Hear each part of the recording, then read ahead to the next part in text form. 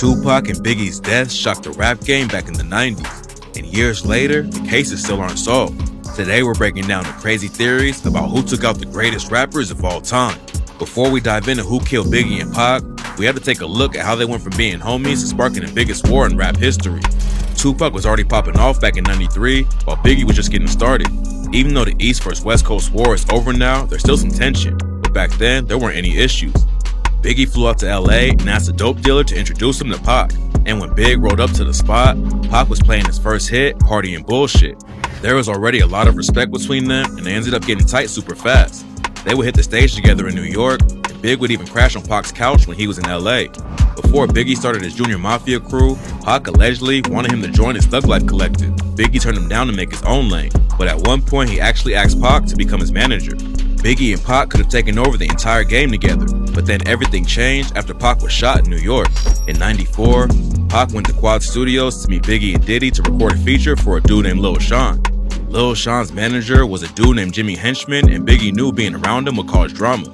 He warned Pac to stay away from Henchman, but Pac didn't listen, and what happened next is what made everything fall apart. According to a dude named Dexter Isaac, Henchman paid him $2K to rob Tupac that night at Quad Studios. When Pac walked into the lobby, he got ambushed by 3 dudes and ended up getting shot 5 times. Nobody knew who was behind it back then, but Pac started blaming everyone. He thought Biggie might have set him up, and Biggie's track Who Shot Ya just made everything worse. Big denied that the track was about Pac, but that didn't stop Pac from taking it personally. At that point, they still could have squashed it and moved on. All they needed was a conversation to clear everything up, but then Suge Knight got involved and there was no going back. Suge jumped in the situation to bail Pac out of jail and sign him to Death Row Records. He knew that the drama would sell records, so at the '95 Source Awards, he went on stage to diss Diddy and set off the entire war. Questlove said that it felt like a bomb was about to detonate that night, and within a month, someone had already been killed over it.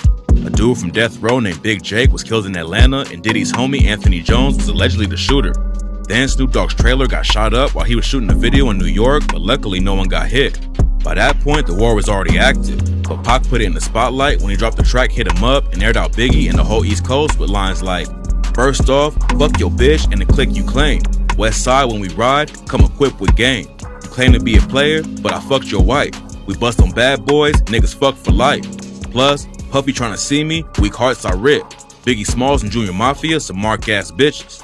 There are rumors that Pac only went so hard with the beef and recorded so much music because he was afraid of Suge and wanted to get away from Death Row. So he wanted to get his contracts over with, and that's why he might have been killed in Vegas. Pac and Suge went to Mike Tyson's fight at the MGM, and after it was over, they jumped a crib named Orlando Anderson in the hotel lobby. Then just a few hours later, they were driving down the strip when a car pulled up and started letting off shots. Some people think Orlando Anderson wanted to get back at Pac for the beating, but others say Suge knew Pac was trying to leave and had him killed. Losing Pac was a tragedy, and then just a few months later, Biggie was murdered in LA and the situation got even more complicated.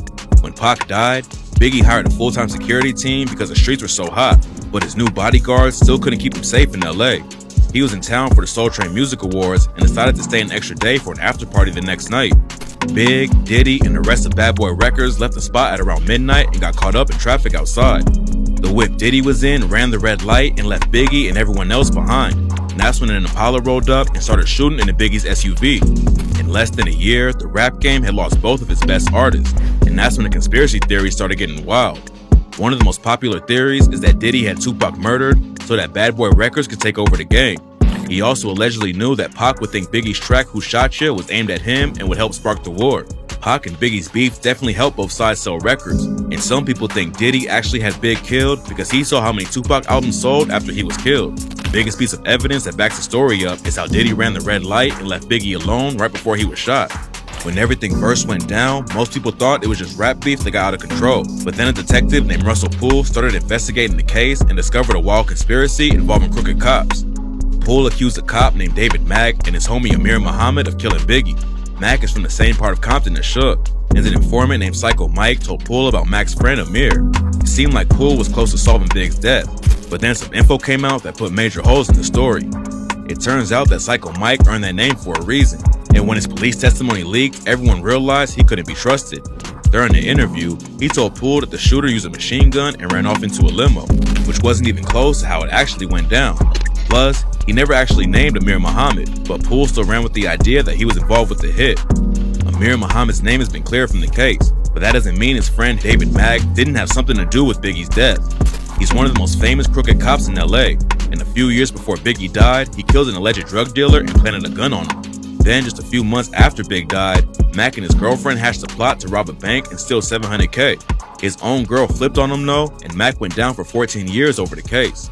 Just because Mack is a dirty cop doesn't mean he killed Biggie though, and another detective thinks he finally solved the case. We can't say for sure what happened because some of the key people have already been murdered, but this is the wild story of how it allegedly went down. According to Detective Greg Kading, Diddy is the one who put out a hit on Pac. Rumors say he tried to take Suge and Pac out at the same time to end the war and take over the entire game, but Suge ended up just getting grazed by a bullet that night and survived. Kading didn't have a lot of evidence to prove that Diddy put the bag on Pac's head, but he might have actually solved Big's murder.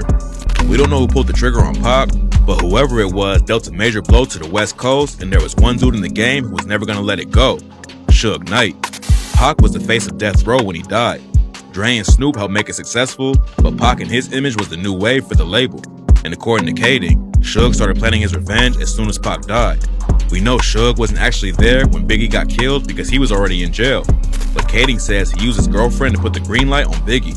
12 years after it went down, Kading interviewed her about it, and she had tears in her eyes because of how afraid she was of Suge. Suge is one of the scariest dudes in the history of the rap game. He didn't know how to make deals without using violence, and even his own employees were terrified of him. Right now he's locked up for killing his own homie in 2015. Plus, there are rumors he's been involved in all kinds of murder and assault cases. According to Kading, Suge's girlfriend acted like she was a legal assistant so their jail meetings couldn't be recorded. Suge made her contact a Mob Piru affiliate named Poochie, and he's the one who allegedly rolled up on Biggie and killed him. It seemed like the case was almost done, but there was one major problem. Kading had a strong witness, a story that made sense, and the name of the alleged shooter, but it was all too late. By the time he knew Poochie's name, Poochie had already been dead for years. In 2003, Poochie was shot 10 times and killed, and nobody ever had the chance to interrogate him. Kading's story still holds up though, and an OG with the Mob Pirus confirmed it. Mob James told DJ Vlad that Poochie was a savage and everyone knew he was the shooter. Was Poochie known as a shooter? Yeah. Yeah. He was a hitter for real, for real. Obviously, nobody around death row was gonna snitch about it though, so it took everyone else decades to find out the info. Pac and Biggie's cases will probably never be officially closed since so many people involved have already died or refused to talk. But for now, Kading's theory about how everything went down makes the most sense. Maybe one day, we'll get more concrete answers though.